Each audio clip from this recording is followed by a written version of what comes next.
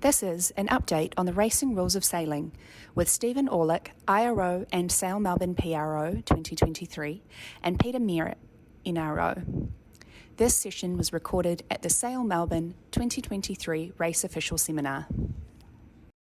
Just mention that certainly for myself in the company we've got, number one, it's great to be here with a lot of people that I know and have had the opportunity of working with and have got an enormous amount of experience.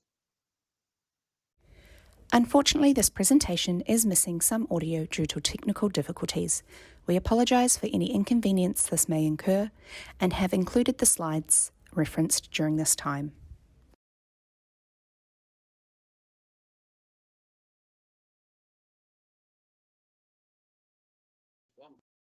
Missing a whole stack of screens that we're seeing here.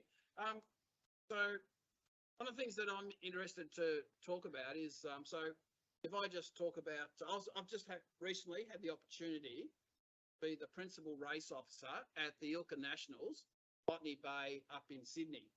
And we had 180 boats and probably 30 odd support boats, so coach boats and support boats on the water. And these days, coaches and support boats, if you give them the proper guidance at the start of the regatta, my experience has been they're pretty good. Now, on the last day, we had one young coach, his first event, got completely distracted and was in the middle of the start line when the warning signal went up for one of the subsequent starts. He was watching his fleet go through the gate during the start of the next fleet and totally interfering with the field. So I protested him under sailing instruction that said you can't do that, and took that to the jury. So my first question is, as a race officer, is the correct action to put in a report or submit a request for hearing? Interesting you say it, because we had a similar thing. I was the course race officer for the International Cadet Worlds, and we had a similar thing, and somewhere in the room we have our technical delegate who was there, Mr. Nick Hutton. So Nick, would you like to give us just a quick précis of what the situation was? No names, no pack drill, but what happened there? We had a situation where we had a sailing instruction which said that all personnel boats will stay at least 100 metres from the action. Choose which bit of it you want, whether it's start, finish, buoys, boats racing, etc.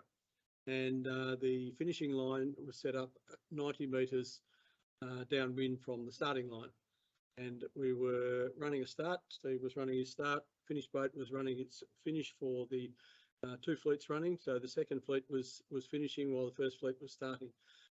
A support vessel that had numerous warnings through the week went between the two lines, the start and the finish line. So at maximum, they could be 45 metres away from either one of them, and clearly was within the 100 metres. So having had enough of this particular general person, I lodged a report with the jury. So it's the same form for protest, but there's a box on there that says you want to report something, and you tick that box and it goes ahead to a hearing. And that's what we did. Excellent. Well, thank you. So, and with that, of course, the jury, the international jury. So first of all, answering the question, so the correct box to tick on the form is report to the jury. Is that? Yep. Peter, the reason for that is that it is a misconduct event. So it's a report rather than a protest. Yeah. Thank you for clarifying that. Perfect. Thank you. Well done. Thank you very much. Excellent.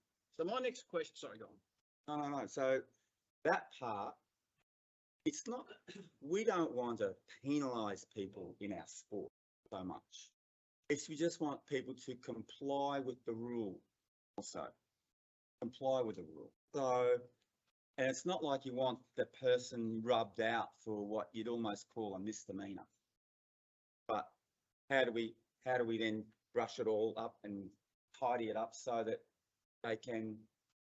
it's a good outcome for everybody? So I'd suggest for that scenario, and exactly what happened, the international jury just gave them a smack on the wrist. That's all it's needed. But at least it's highlighting. It's called a warning. A smack on the wrist. It's called a warning. At the end of the story, yeah. Well, no, that's pardon me, that's correct. I was when we left the hearing with the international jury up at the Ilka Nationals, I was outside waiting for the decision with the coach, and again, a young coach, his first regatta, and in the sailing instructions, it was a DP, discretionary penalty, and the young coach was absolutely quite devastated because it was in essence an inexperience that caused him to be there, and his expectation was that potentially all the competitors under his control could be disqualified, and therefore the parents wouldn't ever. That was the end of his coaching career at the first regatta that it started. So, do we have a judge here that could just give us 2 seconds on what the thought process is on the penalties and what the options are? Actually, the biggest disincentive for that is that when you're protesting the coach, you have them in there. All of the sailors that he is supporting are party to the protest. So the coach is in there, and all of the people that he's coaching are in there. And you say to them, you have depending on how this turns out, you could be penalised because of the actions of your coach. And parents who are paying for a coach to coach their kids get a bit grumpy at that. And in one of the coaches we had in at a previous event a couple of months before that was an Australian sailing coach. So they had their employer sitting there as an observer as well. So having their employer, having the athletes in there, the coaches certainly get the message. So you protest the coach, but you have to advise all of the sailors they're coaching. And what that means is effectively at registration, you have to get every coach to say, who are you coaching? Who are the athletes that you're coaching? So that's sort of what you've got to do to start with, be able to do it properly. Thanks, Paul. Yeah, no, thanks, Paul. And it was that became crystal clear. The registration process needed to identify the competitors the support person was looking after, and at the Ilkas that was the case. However, the international jury only had the coach in the room, not any of the sailors. So that's a learning for me.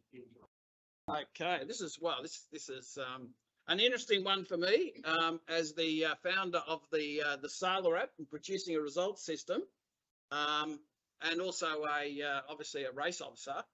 We can spend a lot of time when we know a boat has not sailed the course, missed a mark in the past before the new rule book.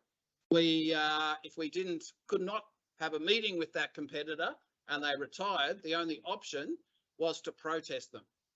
What's changed? Well, now we don't have to actually speak to anybody. We just give them a not sail course. So very simple. But I would love to think personally, and I've done it. So before we get on, what does sailing the course? What defines sailing the course?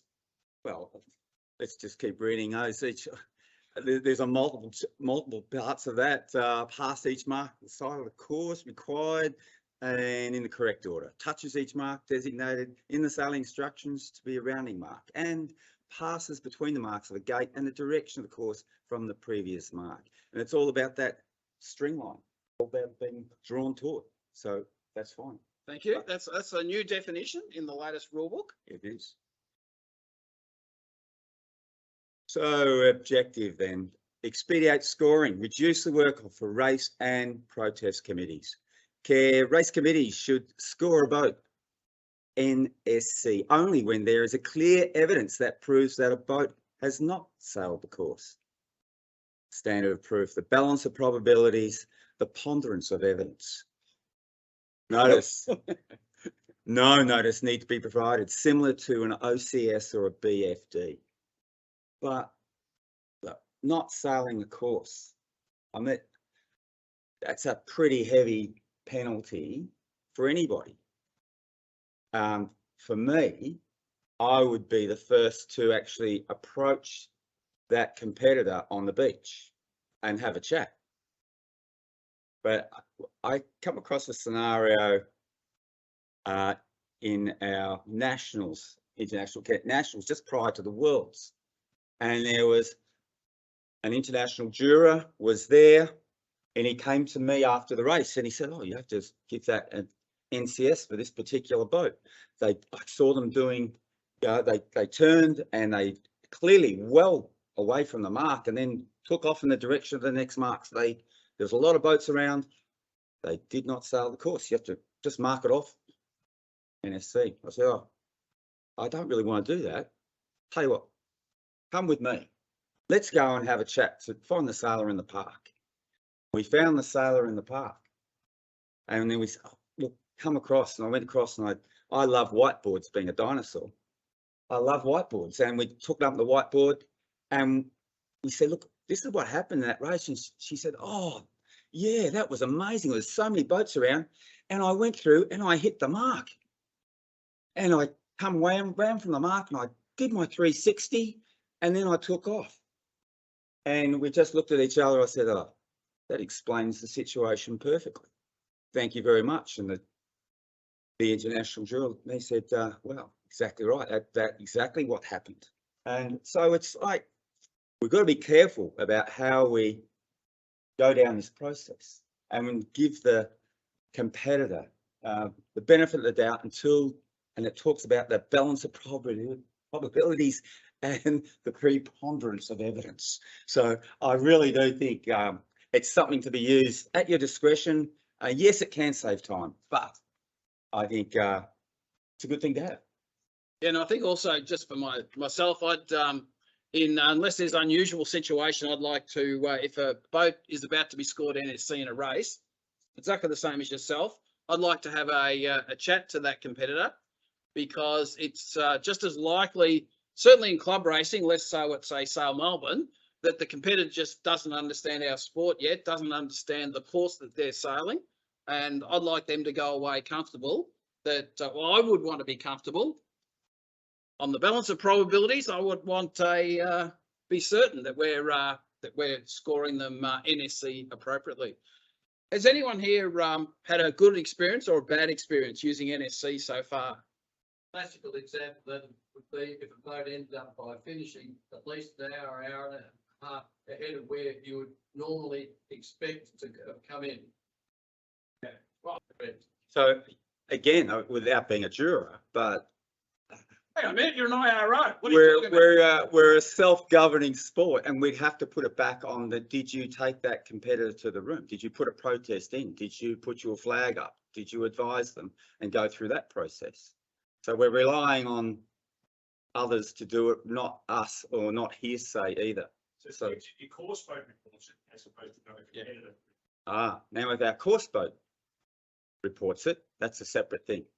Again, I'd be talking to that competitor. But yes, if that was the case and we score them that, not sail course, they can then challenge that. So, and then that would go to the room and we deal with it there. So. Yeah, and if we've spoken to them, it's highly unlikely that it'd end up in the room unless there's a clear difference of opinion on the facts. Absolutely. Any other experiences with NSC, good or bad? Cool. All right, well, that's a new one in the rule book. Just a note, who has used NSC before the 1st of January this year? And who's checked that the score was correctly published? Well, it turns out that probably most of the software systems that have been in use have been incorrectly scoring NSC up until the 1st of January this year. That was changed by the racing rules of the Race Officials Committee in the rule book. So as we would have expected, a boat that scored NSC, everyone thought that was the same as disqualified. The boat is removed, everyone goes up a place. Under the rules, up until the 31st of January, 31st of December last year, it was actually remove that boat, but don't change any other scores. So this has since been changed in the rule book from the 1st of January. So just taking that back to a slightly so I get clear in my mind. Now a did not sail a course receives the same score as a DNF. DNF, DSC, Then DSQ. you're Rule A4 or A, Yeah. A4.2 or A4.3. Yep.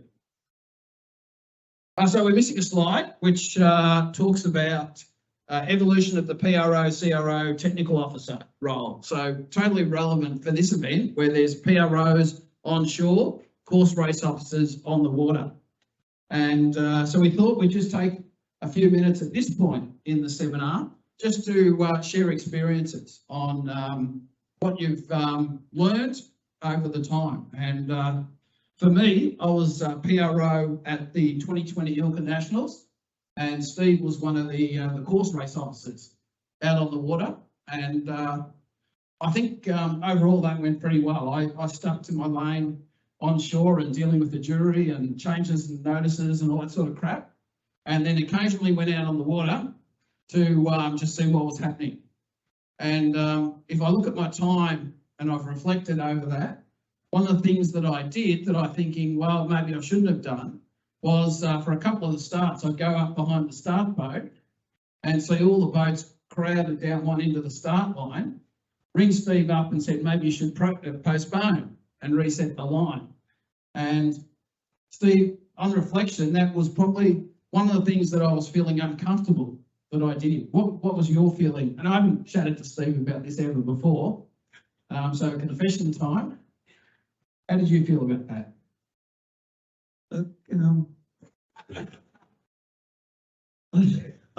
It's interesting you mention it. I really, I hadn't really lost sleep over that.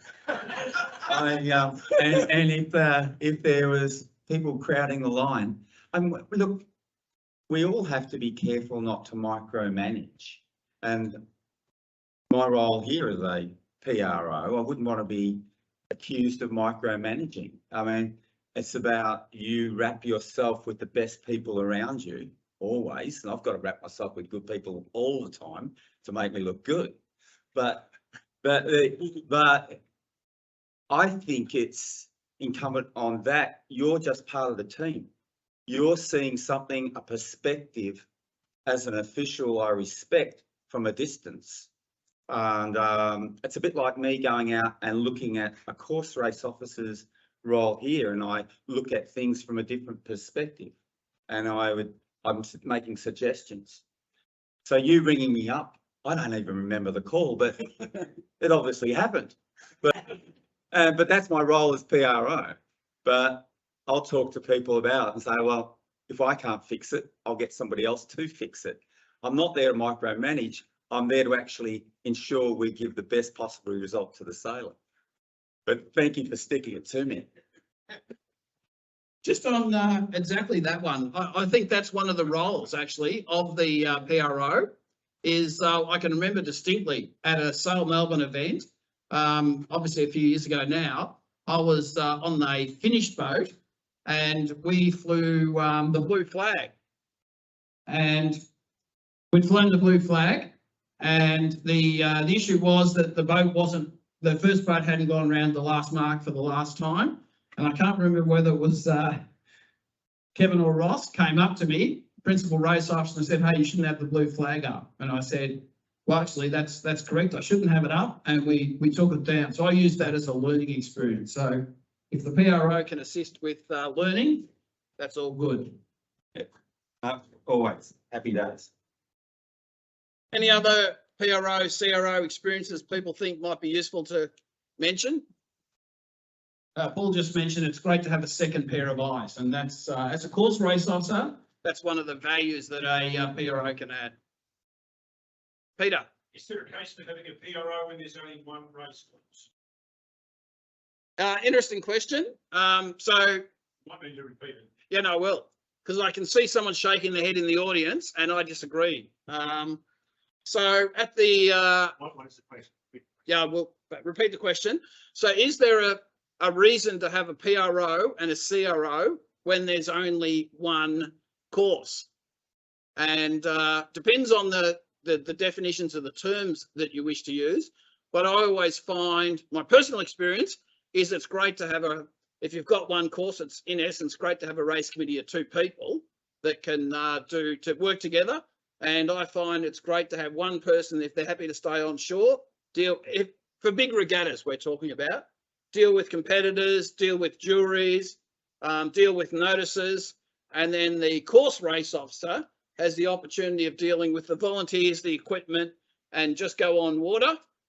Course race officer gets back to the marina beach, deals with safety, and then they can relax. And the onshore race officer deals with scores, inquiries, all those things. So whether you want to call that PRO, CRO, or, you know, chief or not. You can't call it a PRO because PRO is defined by World Sailing as a role, and that doesn't meet the definition. So it's something else, call it whatever you like, but it's not a PRO. Yeah, so Nick Hutton just said that World Sailing definitions don't allow me to call an onshore race officer a PRO and the person that does the course a CRO. I said if you only have one course, you can't call the other person onshore a PRO. Right, so Nick was saying that if you only have one course, you can't call the onshore person a PRO under the World Sailing definitions. True. And that's the way I see things. I would see them more as a regatta manager, Pete. I think, yeah, a course race officer looks after the course, that sort of stuff. Great. And anyone else who's on shore is a regatta manager, or a chair, or to help drive it. I mean, you can have a deputy race officer, and I would have a deputy out with me on the water, but I wouldn't necessarily call them a deputy because they're onshore and doing that work. So I think they're only a deputy if they're on the water assisting me doing the work. And then, of course, we got an assistant race officer on the pin. And then we have a finish race officer. But for me, the PRO's role is only if I've got, like here, we've got multiple courses. So that's how I would see it. Yeah, and that's clearly how World Sailing sees it as well. Yeah. Any other questions, comments on CROs, PROs? Any experience so far in this regatta? Obviously, gate marks have been out there. Have you seen anything, Steve, that you'd comment on this regatta in terms of being PRO?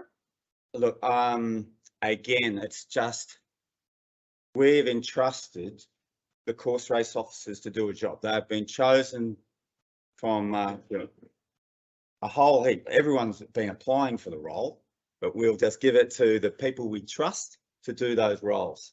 And we don't want to, as I said before, we don't want to micromanage that. We can help along the way for the whole team's benefit and for the benefit of the sailor. We're all in a team. The jury's part of the team. The people making the roles are part of the team. Everybody creates the regatta, the experience for the sailor, and that's what it's all about. We're here for the sailor, the customer, and whatever we can do to make it work, and however we can all come together, it's all part of what we're doing. It's all good. It's all good stuff. So what do you do if a CRO is not up to doing something that you feel is not up to the standard or your standard? I think everyone's doing their absolute best, but we've also got deputy race officers here. We've got technical delegates overlooking each of those people as well, and we're going to be short because we haven't got much time. They reckon we're rattling on far too quickly. So now we can go to this slide. Experiences, virtual notice boards. Well, I mentioned before I'm a dinosaur and a troglodyte as far as all of that goes with virtual notice boards. I love to see a bit of paper on the wall, but this is a virtual notice board here at this regatta. Certainly at the Cadet Worlds, we had, for us, it was a case we had two. We had the hard copy notice board, and we also had a virtual notice board. The only thing with having two notice boards, you've got to be very careful that the virtual notice board is up to date and they're both in sync. And that's a continual and making sure that gets right. But I love having two, but everyone tells us that we're going to go virtual and that's it, but that's okay.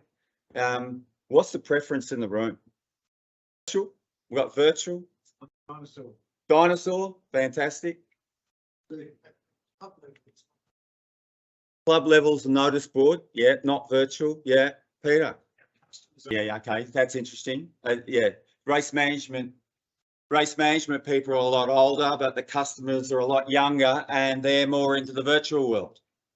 Yeah, no, so the comment from the floor was technology issue where there's caching and not getting the latest notice. We used the Sailor app up at the ILCA Nationals, and we had in the sailing instructions, the official notice board was a virtual notice board. Just because a few people got nervous, we would duplicate and there was no mention of a physical notice board in the sailing instructions. And we had people from Olympic class right to ILCA 4 brand new sailors. I spent most of the time in the, sometime in the race office, and we were using, when we pushed out notices, all the competitors were loving that it was virtual, and almost no one came in to look at any notices on the physical notice board. My question for the room, at the ILCA Nationals, we said the notice board is the virtual notice board. When we post a notice, a push notification goes out to everyone's phone, so they're notified that a notice has been posted. Do we need to fly Lima at the club? Yes. The people that said yes, is there a rule or what drives the comment that yes, Lima is still required? All right, we'll wrap that up. Right, I reckon that's good. I think we're done, Pete. I think we're done. Nothing else? No more slides from us. So No, they're kicking us off. that's good. Thank you for watching this recording. We look forward to seeing you at Sail Melbourne 2020.